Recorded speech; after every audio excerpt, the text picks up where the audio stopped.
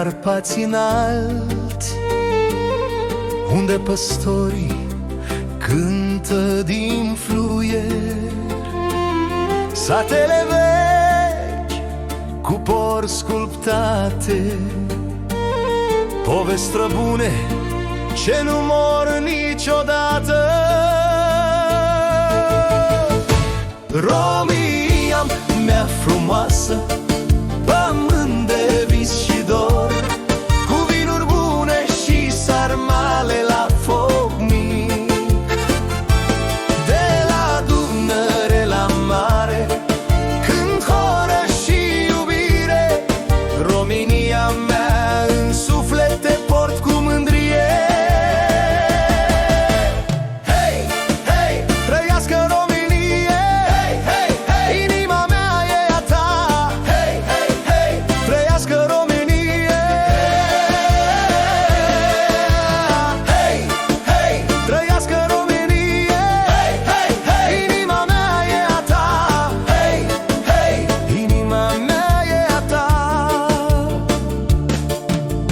București viu, cu străzi pline de viață, Transilvania cu castele și legende, Moldova dulce cu ea și cu vinul ei, Maramureș râde cu biserici de lemn. România mea frumoasă, pământ de vis și dor, cu vinuri bune și sarmale la foc mic.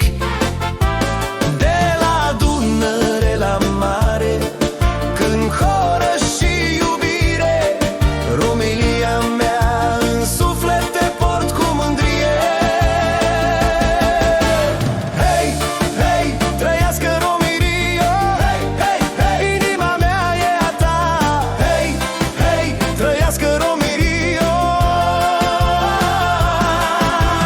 Hei, hei, trăiască România! Hei, hei, hei, inima mea e a ta!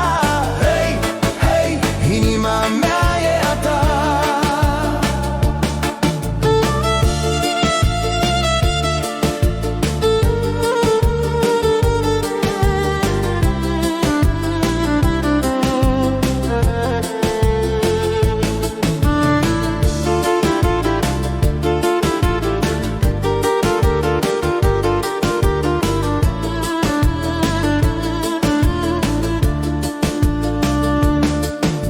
Suntem urmașii lui Ștefan cel Mare,